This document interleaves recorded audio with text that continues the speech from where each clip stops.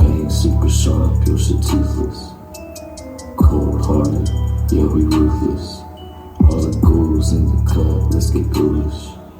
In the graveyard, acting foolish. Finna dance with the devil to no music. Cold-hearted, yeah, we ruthless. All the ghouls in the cut, let's get ghoulish.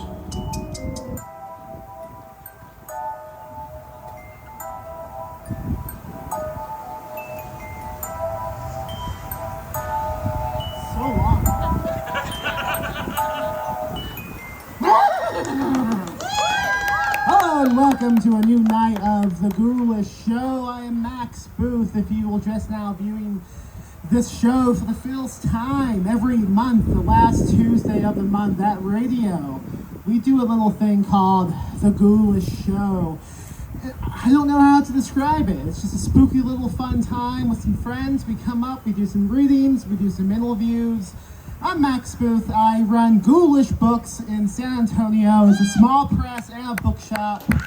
I've written some books. I've edited some magazines. The newest magazine, Ghoulish Tales, issue 1, out now. We have a table in the back with books for sale. The magazine is for sale. We do this fun event. We hope you like it. We hope you go home inspired. We hope you go home and just have a good night's sleep. That's what we want to accomplish with the Ghoulish Show. I have a sidekick now. I didn't always, but now I do. His name is Death. Bring it up, Death. I see Death is still on vacation. It is way too hot out here for the robe, so Death is on vacation. Have you thought about painting your face white to go with the whole Grim Reaper thing? That's white face and I won't do it. You don't do that. Good to know. Not even Death will do that. Now I have to talk about this outfit you have. I mean, you know Death. You would think Death would be a little bit sexier, but you have these buttons all the way up. Should I get sexier? I mean, it's up to the crowd. Like one button? I mean, until they stop yelling at you.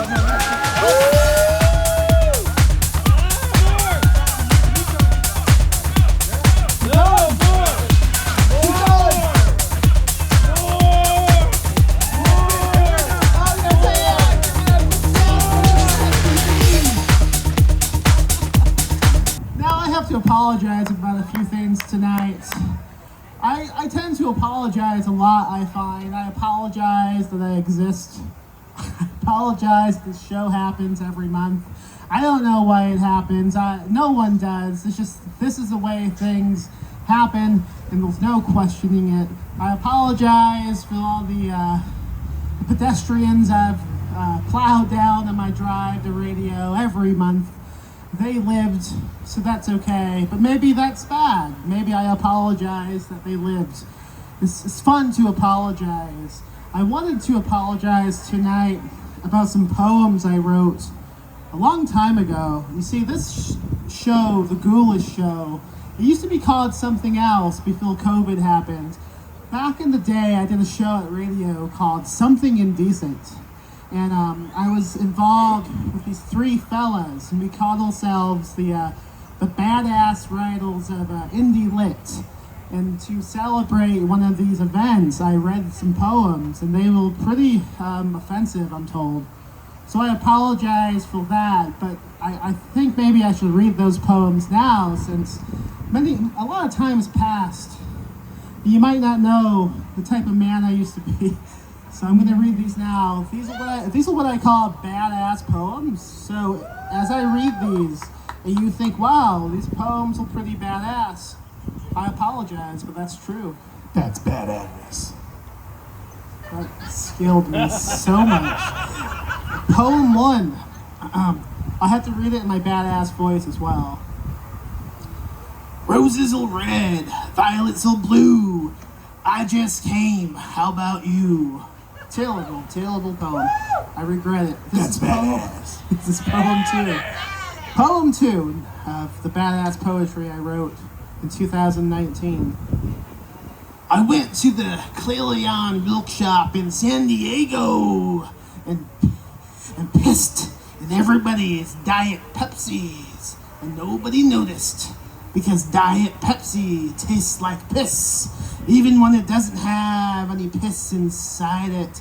Neil Gaiman, you have consumed my piss, just as the planet has consumed your piss for the last 3 decades.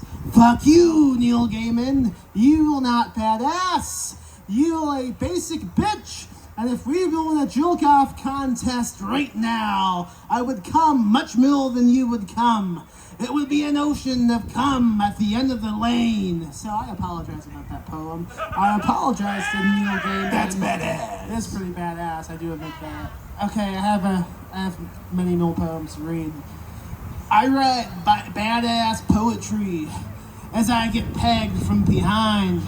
Rhymes and stanzas rammed into my badass butthole, along with a giant lubricated dildo I nicknamed Michael Shannon. Emily Dickinson would be proud. I bet she would build my poetry collection. I bet she would say all types of cool stuff about it.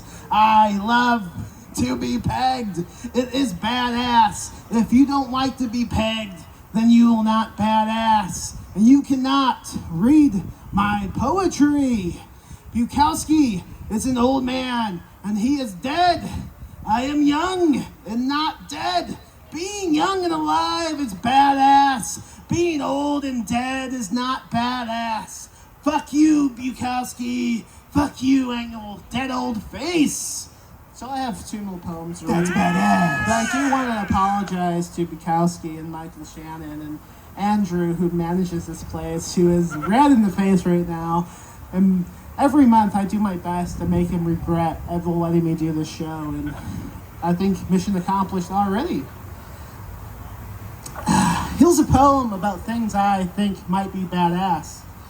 Saving the planet, not killing animals, trigger warnings, freedom of speech, the separation of church and state. Michael Shannon, the way his eyebrows look when he's mad, you're confused. I would fuck Michael Shannon without a moment of hesitation. Here's some little things I find badass. Poetry, sexual consent, that lady in the movie Wrong Turn. Okay, I apologize to the lady in the movie Wrong Turn, definitely. I apologize to anyone who might be walking away now. This is what you get at the GHOULISH Show. One last poem. That's badass. Thank you. This is a poem about things I do not think might be badass. Submission fees, predatory Hollywood producers, The Big Bang Theory, not being pegged. Seriously, not even giving it a chance. You might like it, you never know. Those are the things I do not think are badass. Oh, and also drunk driving. I do not think that is badass either. I heard that in 2019. Did I pick that one? Thank you! That's not badass. That's not badass at all. You're correct, Sexy Death. Now, do we call you Sexy Death or do we call you Daddy Death? Big sexy. I don't know. I think Daddy Death is the way to go. You don't get a choice. Big Daddy. Big Daddy Death. Thank you for telling me badass and not badass. That helped people in the audience. They were a little confused, but with that commentary, they were like, oh yes, I understand now. So I apologize if anyone was not positive what was going on, but I was reading poems about things that were badass and things that were not badass, but that section of the show is done. And now I am going to call up a special guest, and they will read something. Maybe they will also apologize for something. I don't know. I did not do the best job putting tonight's show together. I don't know what to expect right now. I kind of forget who's reading tonight. Let's go with Ryan C. Bradley. Come up and tell me why you must apologize for something.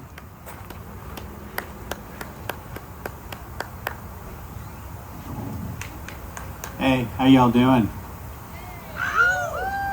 Sorry. I'm reading this in character. So imagine me with like a tie on in front of a podium. What kind of tie? A very somber tie, but not black because that would be admitting guilt. What kind of podium? A very official podium, probably wood and tall. I'm probably like sitting on a stool behind the podium, so the podium looks down on people a little bit. I got it, go. Hello, my name is Paul Robertson, and on behalf of the Bellingham Research Facility, I would like to offer you our sincerest, most heartfelt, non-legally binding apology. This statement is more akin to saying sorry when your friend's older grandmother passes, even though you didn't give her osteoporosis or push her down those stairs. The entire Bellingham Research family feels terrible for the community after the events that took place outside of and unrelated to our dig site. No one deserves to be awoken at 6:43 in the morning to the shrieks of sirens and screams of the slaughtered. It's not a fun way to wake up. Imagine you're eating the most important meal of the day, and suddenly someone runs by your window on fire. Could you finish your eggs with the burnt hair smell? We at Bellingham Research could not. And of course, the plight of those who were burnt and otherwise transformed is close to our hearts. While those fires can't be unlit or that flesh unsloughed off, we are hopeful that those transmuted into a sludgy, iridescent layer of bubbling tissue can find the silver lining. They represent a giant step forward in our, the Bellingham Research Facility team, yes, but also the entire scientific community's understanding of the different shapes that life can take. Those individuals represent not just a missing link, but a missing chain in evolution. We do regret that the painful nature of that progression involved and still involves so much agony. However, we have faith with time and perspective, those newly metamorphosized will be able to see the world differently, which is in no way intended as a joke about the way their eyes boiled out of their skulls. Equally tragic is the trauma of their families, many of whom witnessed what they described as demons breaking through the windows, doors, and walls to transmogrify their loved ones. The suffering must have been unimaginable as the heat popped organs to make space for the demon's spawn to grow.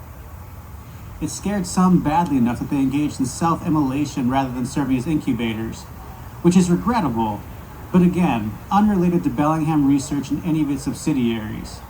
We feel their plight as though it were our own, but must note that though the demons appeared to leave from our dig site, they appeared unrelated to our operations. As we say in the science field, causation does not equal correlation.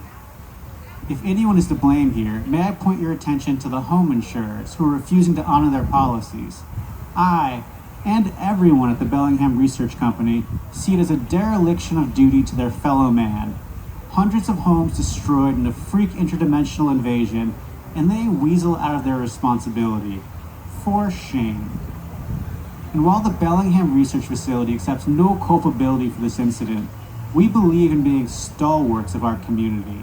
Thus, I am proud to announce that anyone who signs this non-disclosure, non-liability agreement will receive a disaster relief payment of $800, as well as this set of commemorative coupons to the local restaurants that once stood here. Let me end my remarks by reiterating that the hearts of everyone at the Bellingham Research Facility family break for all of those affected by this terrible tragedy. Please ignore the sounds of corks popping in the distance. There's been an unrelated breakthrough in our interdimensional travel research.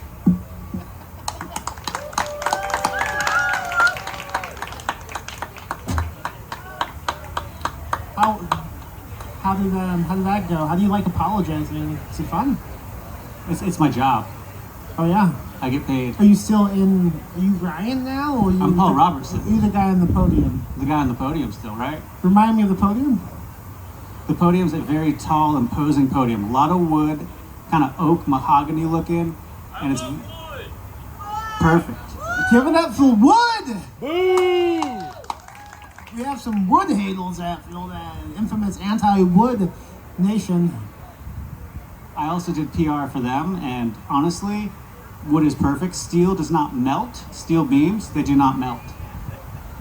Go on. How do you know that? from my long career in PR, I know. Any like specific examples you want to give? Legally, I cannot at this time. I see. Illegally, what are some cool things you could talk about?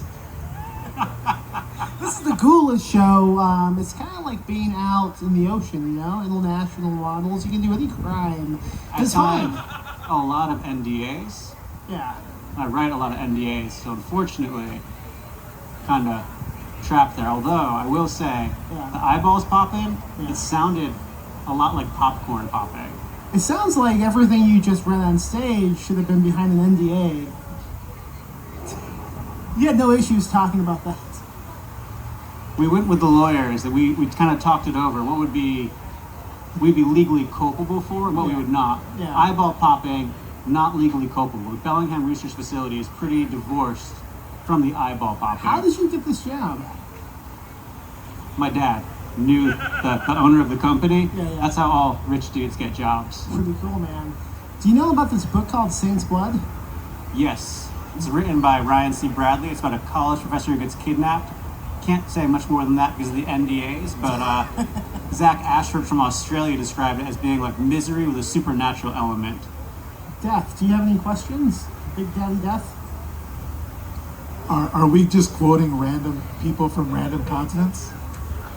Yeah. What did Johnny Blinken from I don't know any other continent. Death is drunk.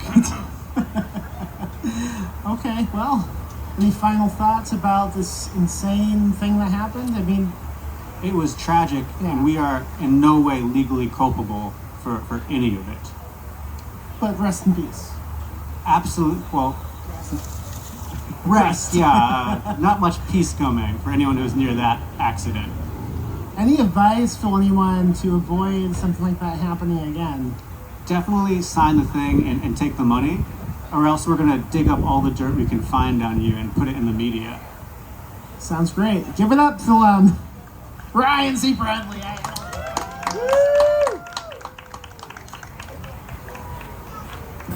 Look at this guy in front of me just on his phone instead of paying attention. Don't you love it when you go to a show and you just see someone sitting in the front row playing chess on his phone?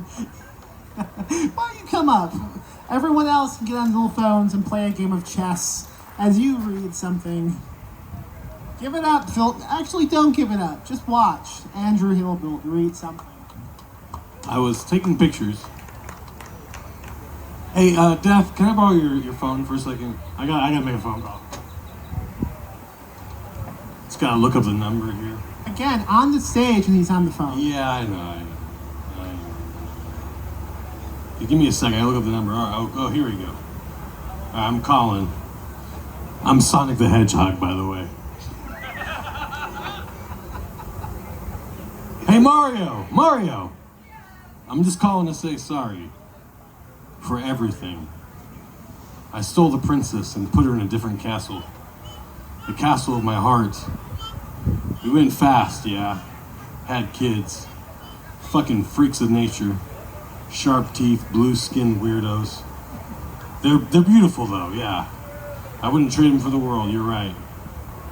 Every night before we go to bed, Princess Peach tells me that even though you two had a good thing going, and she easily could have settled down with you and had a beautiful Italian family, she was grossed out that you kept talking about plumbing her pipes.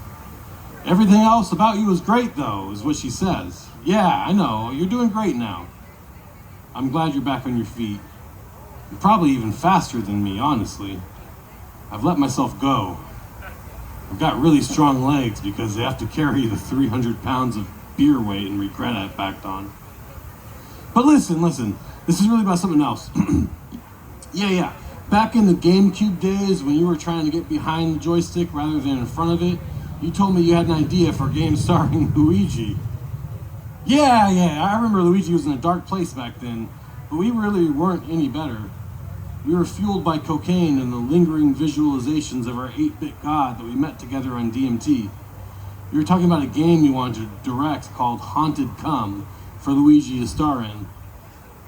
Back then I was still trying to please the suits and get back into the mainstream, I told you that you couldn't make a game called Haunted Come, and further, it seemed cowardly that you would have Luigi star in it so that he would take all the heat if it failed as hard as I believed it would. I know, Luigi's Mansion was great, but it was a good fallback. I know. You still think it's a great idea. But don't you think it's more of a Sega thing than a Nintendo thing? No? Well, I just wanted to apologize for telling you it was a bad idea because I have a writer for Dreamcast 2, and I told him about Haunted Come, and he shot out of his chair. He's a big guy. Bigger than me, even. You heard of him? Yeah. Andrew Hilbert, that's the guy. Oh, you don't like him? What? Was it his depiction of Italians in the Excrement Mountain? I'm sorry, you want me to stop pronouncing it with a hard I? It offends you? Oh, okay, well, I'm sorry about that, but it's obvious you didn't finish his book because it wasn't really all that offensive. He called them slovenly? Come on, who cares? I don't want to give away the ending, but you really didn't read the damn book, and it's like only 100 pages. I'm staring at copies of it right now. Yeah, they're for sale. I can have one sent to you. Yeah, I'm looking right at the damn table. It's right in front of me over there. Lots of books for sale. Anyways, he and I are going to make Haunted Come a release day title for Dreamcast 2. No, I won't put your name in the credits. Don't you already have enough? You have a movie out, critically acclaimed games. Mario, are you drinking again? An idea is not protected by copyright, so you can go fuck yourself. This call wasn't to ask for permission, you fucking turd blunger. I just wanted to say I'm sorry for saying it was a bad idea. It's not, it's brilliant. But it's more of a Tails and Knuckles game. Sega does, after all, what Nintendo don't. Yeah! Who am I talking to now? Are you Sonic? You're talking Sonic the Hedgehog, Okay. obviously. I didn't anticipate talking to fictional... Hey, you get those glasses checked, dude. You colorblind? Jesus Yeah. Christ, I'm sparkling blue. I have some questions. Well, let's get them going. How is Come haunted? Well, Cum gets haunted when squirted by a demon. So it's already haunted. So some humans can't get haunted or possessed. No, it can. It has to be in the presence of a demon. Just There are a lot of a demon caveats. has We don't have to be in get the same into it. room. Does the demon have to slip in it?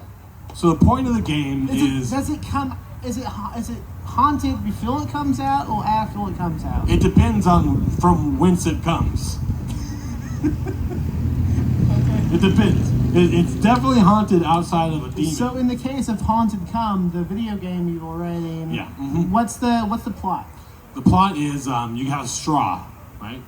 And you're in this mansion filled with haunted cum. And your straw can only have so much capacity. Yeah. And after a while, you start to not really like the taste of cum. I don't get it. So what you have to do is you have to swish it around your mouth, spit it out, Yeah. flush the toilet, and then you can go grab some more haunted cum. I want you to know that you were giving me a face when I was reading poetry. And look at you now. Look at you now. You look at who? I'm Sonic the Hedgehog. I don't have a goddamn thing to do with this place. How good is Sonic at chess? Terrible. Tell me, like... He goes too fast. He goes too fast, y'all. You have to think about it. That's what differentiates a Mario game from a Sonic game. Mario game, you gotta think about stuff. Sonic game, you just gotta go fucking fast. What does Sonic think about the climate and the future of the planet? Well, Sonic, the ideal for Sonic is a green hill zone. But eventually, the green hill zone becomes the lava level. Right? And the lava level is Are exacerbated. you asking me? Yeah, well, the lava level is exacerbated by consumerism and reckless spending in the casino level. And I'm not sure what comes after that level, but it becomes a little more horrendous. Who is the Eggman?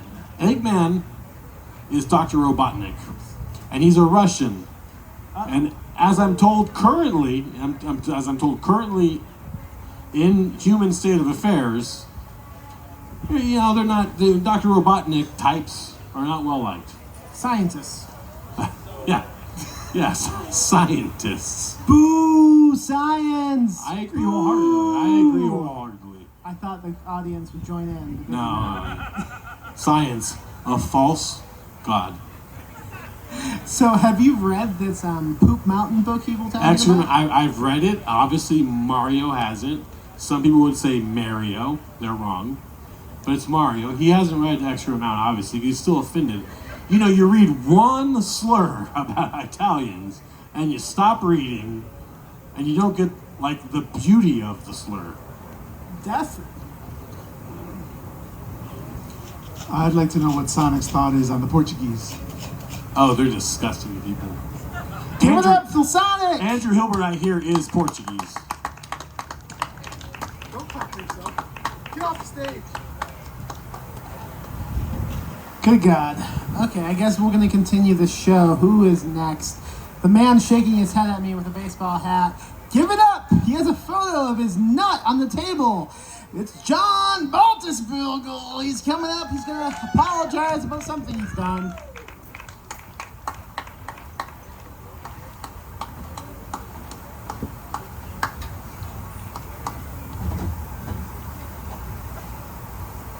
I'll allow it. Thank you.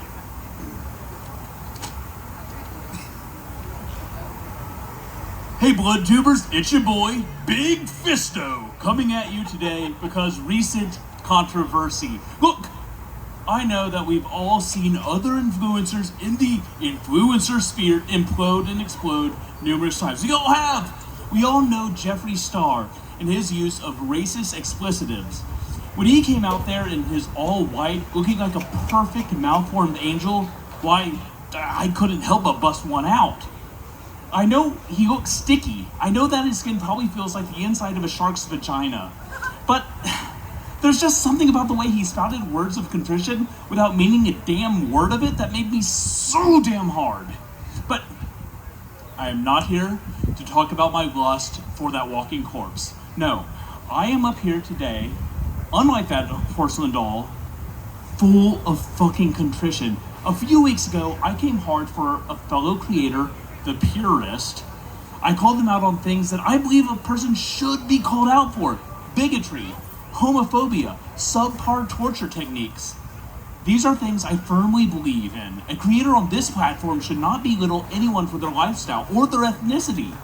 I've always felt I've harbored a safe environment where I abduct and torture people from all across the socio-political landscape. There's no favoritism, no bigotry.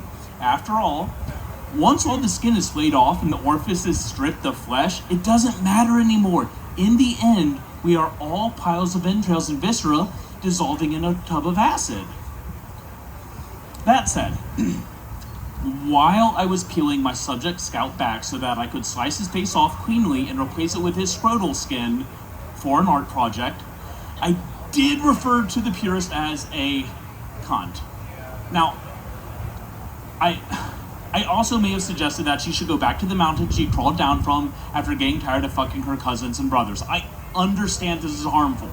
I get it. I don't want to engage in the misogyny that permeates our industry. For years, it's been chock full of exploitation, and only recently have things like sexually charged dismemberment shows lost some of their fan base. We are really lucky to have seen the rise of show women like Mistress Bobbitt, ex-Toxic, and even the purist.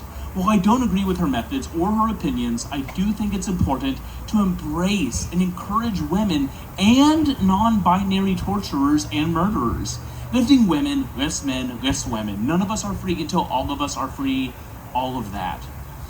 As for the incest bit, I understand that I offended many of my fans that are either participate or fantasize about having sex with their family members. Cousins, brothers, aunts, estranged family cows. Whatever it is, it's not my intention to shame anyone for their sick and likely disease-ridden families. We should let all of our freak flags fly. So, as part of my apology today, as part of the show, I had a secret sweepstakes. I swept through all of your comments and I found Ryan! Now, Ryan, you have been a longtime fan. Oh yeah. You've always left such positive reviews. You've tipped well. You've been an amazing member of the Blood Tube and Big Fisto communities. And under that video, you left one comment. Disappointing. Friends, that broke my heart. But I noticed in so many of my other videos, the comments you left things were like, I wish I was her. I would come if someone hurt me like that. And I can't imagine the peace behind such thorough oblivion. I understood. I understand, Ryan. And so my apology to you, Ryan, is you get to be the star of the show today. And to everyone else, to show you that I am not a misogynist, this week's show will be focused on punishing male genitalia. I'm going to just destroy him. Now, I'm going to do some of my Big Fisto fan favorites, like tube sock cock, eating part of his intestines pulled out of his colon by hand, like all the favorites. I'm also going to be taking requests. So, if you want me to, say, cut off his nipples, gouge out his eyes, and then put his eyes in the nipple holes and sew his nipples over his eye holes, we can make that happen. Just, I'm nothing without your support. So, click that bell, smash that subscribe, and let's get started. I can't believe it's finally happening. Get out here. Oh, that's it? That's it. I'm not actually going to cut off your nipples. That's good. Fisto, is it? Big Fisto. How did you get that name? I was thinking about fisting. You gave it to yourself. I did. The name or the first? Well, it's my YouTube handle. So like, you just okay? I get it. Do you have like a catchphrase? I like to think I'm going to pull your intestines out and chew on them with my hand. Is kind of like my signature move. Pretty classic. Yeah, it's It's like a T-shirt that says that. I would love a T-shirt I that would says love that. some Fisto merch. Big Fisto merch. It'd be pretty great. I should make aprons. No, you should not. I've already got that. Okay, well, how about like galoshes? Big Fisto galoshes. Sounds great. So, I mean, that's the new thing you do now on the show? You just mutilate penises? No, that was that week's show, and that was an apology thing, right? Like, I was showing people that I am an equal gender annihilator. Whatever you have in your pants, I don't care. I'm going to destroy it. You know what's funny to me is, like, we're doing this show, I mean, everything anyone has read so far tonight, it's been fucking terrible, like quality-wise.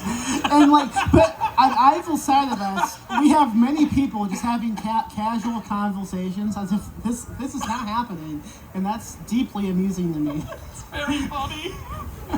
It's funny for me to yell about cutting someone's nipples off and putting eyes in the hole. And no one as I look out at people like sipping coffee and talking probably about like the screenplay they're writing or like the end of like the reports they have to do. Look, if you're a scab out there, then I hope I interrupted and made your script terrible. I mean, technically, everyone on the show tonight is scabbing by acting on stage. I actually have scabies. That's cool. You need some fruit. I do need fruit. Big Daddy Death, do you have any notes or questions?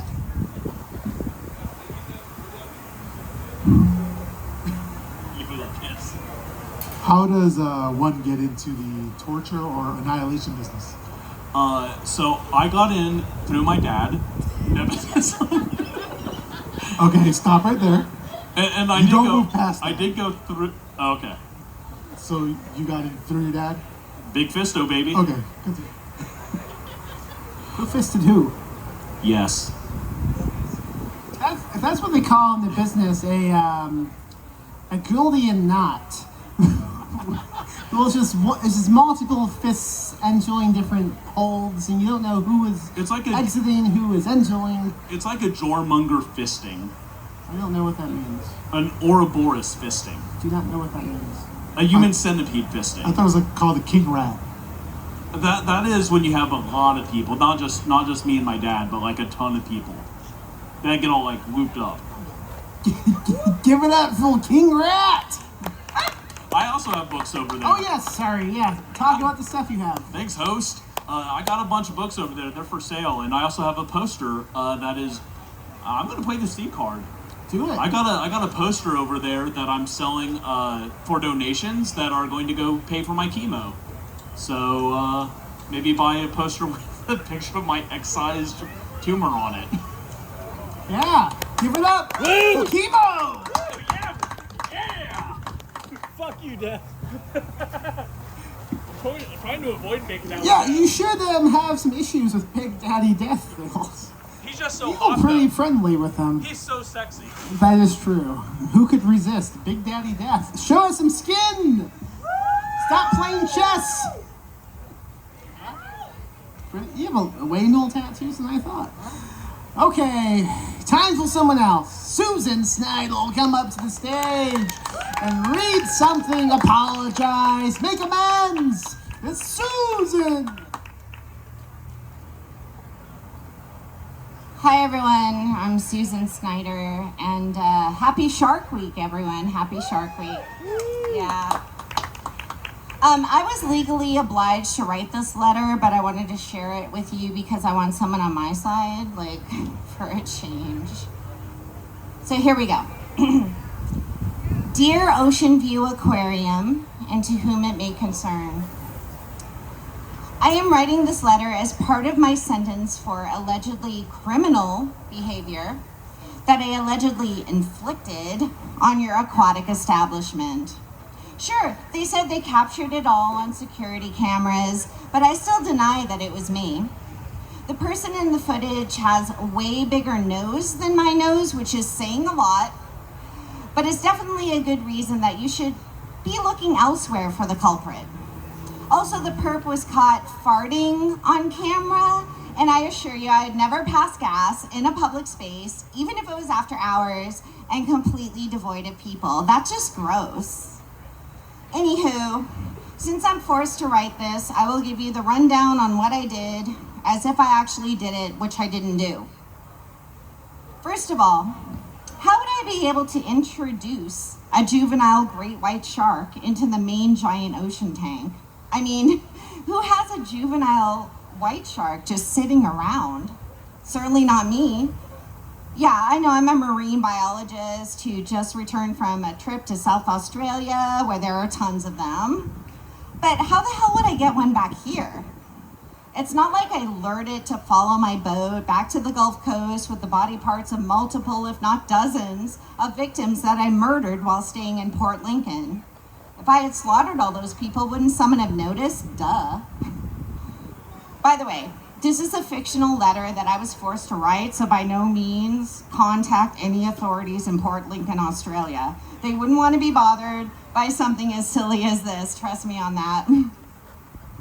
So, as you can see, I had nothing to do with the mass consumption of all the marine residents of that ocean tank. That shark didn't come from me, so I can't be to blame for Joey the security guard's horror at discovering that the tank's water had turned to blood, complete with the floating debris of sinew and internal organs of the creatures in that tank. That must have sucked for Joey, but it's not my fault. And why would that shark be so hungry if it just feasted on human remains for 14,944 kilometers from Port Lincoln to Corpus Christi? That's just ridiculous. And why will, I get blamed for the subsequent rampage that pair of beluga whales inflicted on Joey when he, in a panic, ran to check on their welfare after seeing all the carnage. That's super nice of him to check on the belugas, but how should I know why they were in such a sexual frenzy because of the neighboring tank's panorama of viscera? Belugas are such a mystery sometimes, and they are notoriously total deviant hornballs. Joey should have thought of that before he went over there. He knew they knew tricks and shit, and were more than capable of plucking him right off the observation platform and performing acts of non-consensual sexual theater on him that would make Jacques Cousteau shit bricks. I'm not the one responsible for the 150 stitches he needed in his backside after he was found by the aquarium's cashier later that morning. Him just floating there, bleeding, and the belugas leaping around, quite proud of themselves and extremely satisfied. And by no means Was I there to witness all of this, lurking behind the scenes, pounding shots of Fireball and intimately touching myself? That's so twisted that you would even think that. You may have found trace DNA on a harp seal-shaped bubble wand from the gift shop that came back to me, but have you checked to see if it was one of my family members' DNA? My family is full of deviant nutbags. It could be any one of them. And then, to top off this Spanish Inquisition, you are using my own blog against me? Yeah. So I advocate for marine animals taking over the earth and the violent desecration of all humans and their commercial totems of aquatic defilement. And I might have amassed a following of 2 million unique subscribers, but I'm like totally kidding. The other incidents of aquariums being infiltrated by my fans who are armed with various assortments of marine life, such as barracuda, piranha, and an overly dramatic herd of starfish who were addicted to bath salts, were perpetrated by people who just didn't get my joke. Okay. I know this letter may be more of an objection than an apology, but you have forced me to defend myself with your evidence and undisputable footage. And you've clearly caused my actions with your unchecked capitalist attitudes towards raping the oceans of their denizens and making them perform for the unwashed masses of humanity.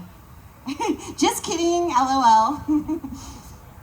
Well, consider this letter accomplished, and you are now invited to check this punishment off my list and go fuck yourselves.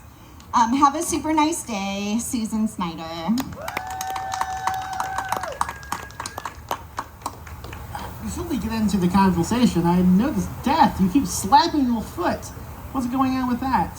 I think I'm getting bit by mosquitoes because I'm so sweet. Well, you're not dead? Wait, is Death dead? Is Death alive? Yeah, why would they want your blood? These are all good questions. Are you even Tune dead? in next month for the answers. Susan, you mentioned you have a family of deviant scumbags. Talk about them. Well, I do. I mean, all of them are absolute scumbags. Any one of them could have perpetrated this. I mean, this is a legal, obligated, written letter. So, yeah, I'm going to blame it on my Aunt Cindy, really. Now, who again had you write this?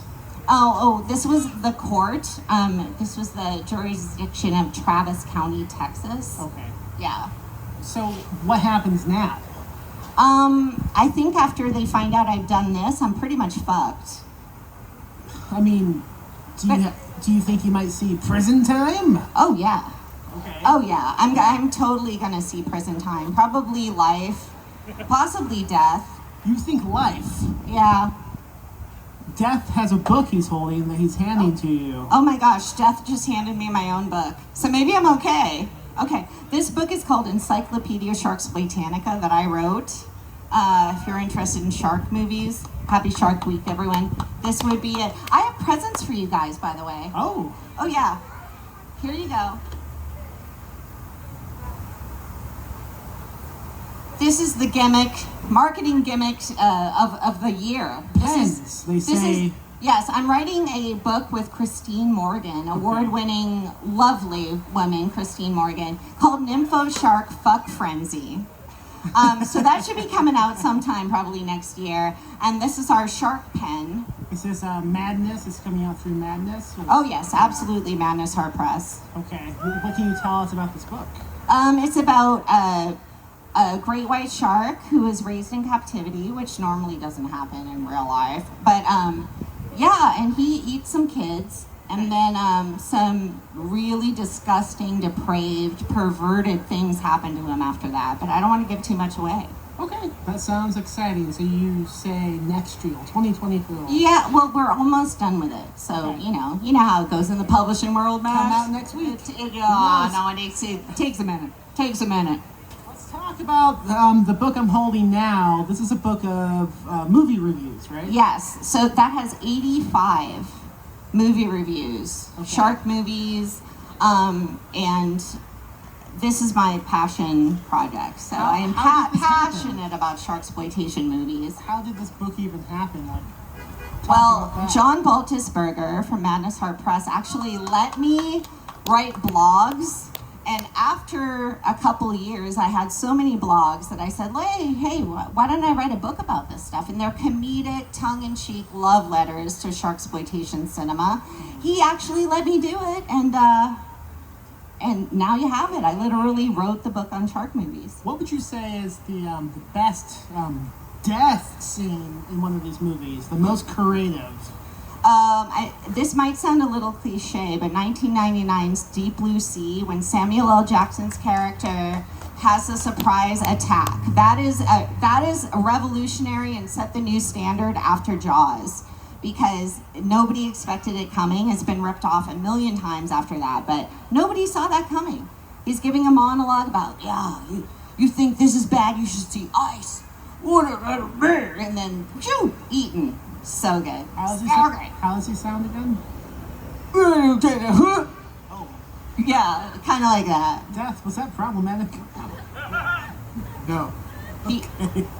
I mean, does Death know about the characters dying in movies, or just real people dying?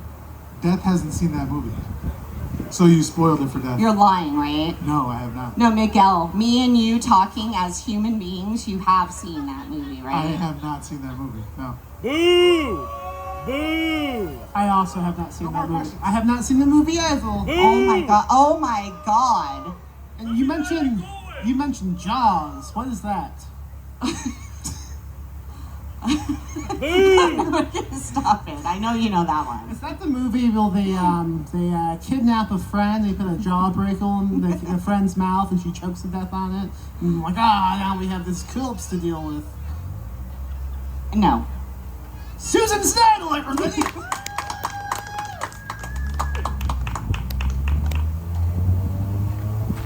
Today's episode of The GHOULISH Show is brought to you by the movie Jaws. Give it a chance. We have one little ghoul coming up to apologize about something. He's been filming us all night, even though we did not give him any consent. He just brings a camera and films us. And then he sends me the videos, and I put them on the Ghoulish YouTube channel. So if you want to check out some previous episodes, go to the Ghoulish channel on YouTube. Watch them. They're a fun time sometime. Mostly not, but sometimes. Michael Lewis Dixon, come up to the stage and do the thing that you have planned to do, and then we will watch and laugh and go, ha-ha! Ha-ha! So, this is something interesting that came up recently for me. And I'm doing a little research on this, so I thought I'd bring this information to you. It was in the year 2007, a group of public scientists known as the Federation in Search of Transdimensional Recreationists, or more commonly referred to by their acronym, FISTER, filed a FOIA request, Freedom of Information Act request, for the ludicrous demand of any and everything the government had accumulated on UFOs and any possible extraterrestrial, transdimensional, unsolved phenomena. Basically, they wanted whatever the government had been covering up regarding visitors from other worlds. That particular FOIA request should have just sat there in somebody's inbox until the end of time. But on that particular day, the very inbox it landed in was being managed by one angry and depressed corporal. He had had enough of his fucking job. And when he read the request, he just said, fuck it, and sent all of it. The military are sticklers when it comes to organization, and every goddamn file was under one shared folder titled Project Jelly Plop. He decrypted all the files, dropped the folder into an FTP server, and emailed Fister the link. The rest is history. There was so much information. It has taken a team of dedicated public scientists all these years to go through it, and they've barely scratched the surface. These are the most brilliant minds the internet has to offer. Think of it. Well, for your information, I too am one of these brilliant minds. Yes, I volunteer my spare time as a heavily involved fister. If I have free time at all, you'll find me up to my elbows in it. So, I am excited to announce a discovery that I recently made. I have not yet gotten around to sending it up the Fister chain of command yet. Therefore, you, here tonight, are the lucky few to be the first to hear this message. You see, most of this data is just lame bullshit, weird weather reports and interviews with the town schizophrenics. But this one I'm going to read tonight, this shit's the real deal. Apparently, this particular message was quantum stamped. I don't know exactly what that means, but according to the notes in this authentic record, it was time-stamped from the year 3651. I'm not joking. This is a letter from the future. It's actually an apology from the future. I cannot think of any good way to introduce this, so I'm just going to read what it says verbatim. And it's really not that long, so it'll be pretty quick. Hey all y'all motherfuckers back in the 20th or 21st century. I hope this fucking message finds you all well as shit. Sadly, a glance at the historical records suggests that ain't what's going on, and y'all dealing with some seriously fucking bitch ass shit. Sorry about that. I want you to know that I feel personally goddamn responsible. Everyone here is absolutely goddamn sick about it. Well, ain't all these cocksuckers on the same page as us? Some of these motherfuckers be thinking that you sons of bitches got what you deserved. Calling y'all nothing but a goddamn hoax or some shit. I hope that you can understand the shit I'm trying to say. The vernacular of our time is quite different from your bullshit. We are honestly trying our fucking best to communicate so that you can understand this shit. The only surviving records of your goddamn day-to-day bitch-ass speech is from a few goddamn digital movies that survived the motherfucking decency purge of 2042. That and a rather loud-ass motherfucking AI based off Samuel L. Jackson. I personally have worked with the AI for the past few years, and the motherfucker sure as shit does not make that easy. The fuck's his problem? Anyhow, I hope that I got this bullshit right. My message is sinking the fuck in. It's abso-fucking-lutely important that you catch our goddamn drift. Well, important to us motherfuckers. You all can't do dick. Too fucking late for y'all, for all y'all. That's why I'm sending this here damned apology. It's the best we can fucking do. Without further ado, we sincerely want you to know how fucking sorry we are for stepping on your dick. There's an aside here in parentheses and it's marked with an asterisk. The note reads, "Isn't that how you refer to a social faux pas? Motherfucker be stepping on my dick?" To give you punk-ass sons of bitches an idea of the difference in our separate vernaculars, our equivalent phrase would be, "Don't be touching me with your funky tongue." Ha ha ha. Everybody is cracking up over here. Anyhow, you see how fucking weird that sounds? That's how weird your shit sounds to us. I'm sure that you're wondering how some motherfuckers from the goddamn future could have fucked some shit up for you. That's goddamn right.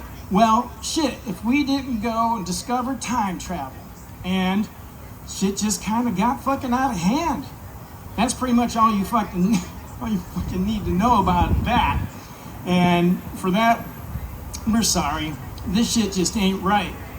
Try to enjoy the time that you have, but that ain't right either. Y'all grab the ass end of the pecker. Ain't a goddamn thing y'all can fucking do about it. All y'all is fucked. So I have a question to begin with for Death. What's that problematic? Extremely. Now we all know Big Daddy Death is also woke Death, so he knows everything there is to know about being woke, and you might be in trouble, buddy. That was on camera. You just have to apologize. I apologize to the people of the future for their misrepresentation of the people of the past. I sense some hostility. I just read it verbatim. I am sorry. I signed the NDA. It's Fister's fault. You just did what you were told, right? Yeah. Much like the Nazis. Well, I mean, yeah. Damn, that's getting problematic. We got him, boys. We got him. That was great. Is that the most you've ever said language like that in one standing? Usually, I mean, face-to-face conversation, you have a pretty clean mouth. That was pretty extreme. Oh, yeah, shit, yeah. Hell, heck. It's really, I found it really interesting to try to put as many swear words as possible after last time I was here, and I was commenting about how clean my story was. Who said that? You? Oh, okay. Did you have to Google, like, to find some? Like, what are some bad rules? Well, I knew about the word, the F word, Yeah. but I didn't know that there was a mother in front of it. There's always a mom. Damn motherfucker. Death, what is your favorite bit of profanity?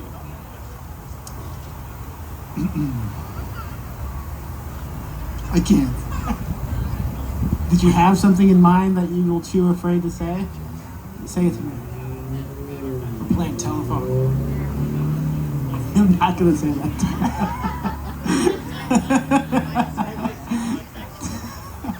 If everyone wants to line up so Death can whisper to you, he just doesn't want to say it, but it can be on the camera, and then, I mean, Death has a job, you know. I can't. No, I can't. I'm not saying it. Michael, you have a book. It's called Sick, and we have it for sale at the back of the gravel lot. Right. Tell us about it. I have a book back there, and it's basically my version of 30 Days of Night, but it's like 30 Days of Light. I don't know. I tried something different. Let's try that again. It's a perverted fungal body horror that takes place up in Barrow, Alaska. Yeah. And it gets sick. It's pretty sick. Is the audiobook out yet? Or is it almost out? There is audiobook out on Audible. Okay. And great narrator. He does a fantastic job. Excellent. I know last time we talked, I think it was almost coming out. Well, maybe it had already come out. I can't remember. It's been out a My little brain bit. means nothing now. The So, book is available also on Kindle Unlimited. oh, So if someone wants to read it and they've got us paying for the service, there you go. It's a short read. It's only a couple hundred words or a couple hundred pages. it's flash fiction. It's flash. So what's coming next? What's after Sick? I've made a couple false starts on some trunk novels, but I've got one that I'm feeling pretty good about. But I'm mostly working on just doing video stuff and this and my job, which has been busy. Yeah, I was gonna say, I mean, that job's getting in the way of filming the show. You might need to cut back on that. Yeah, I think I'll just Have a talk with your boss. Well, I think I could get since we work home a lot, maybe just get like a little cutout of myself. I would love one of those, of you specifically, to have in the privacy of my home. I'm gonna make a bunch of them. All right, give it up for Michael Lewis Dixon. Go buy a copy of Sick.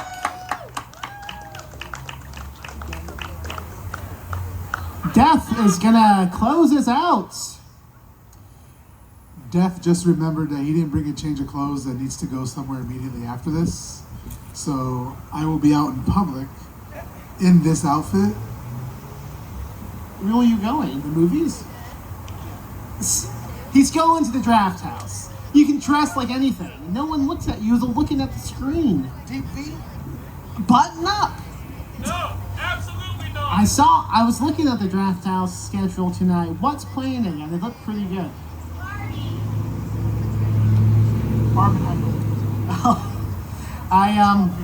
So before we go, I had asked you a question this morning, and you never got back to me. Do you plan on coming to my bookshop this Friday? And if so, do you want to go see Talk to Me with me?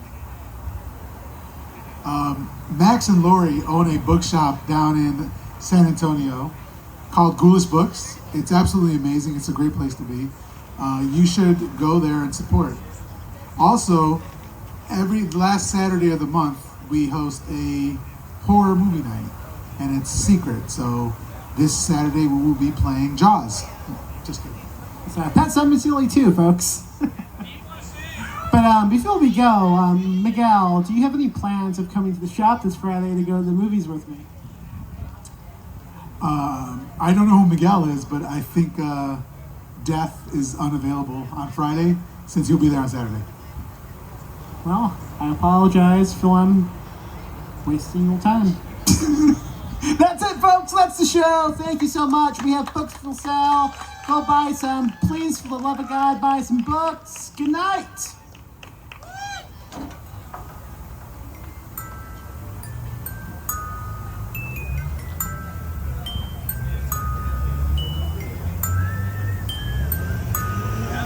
How we do this, we the truest. Got this pain super sharp, you're so toothless. Cold hearted, yeah we ruthless. All the ghouls in the cut, let's get ghoulish. In the graveyard, acting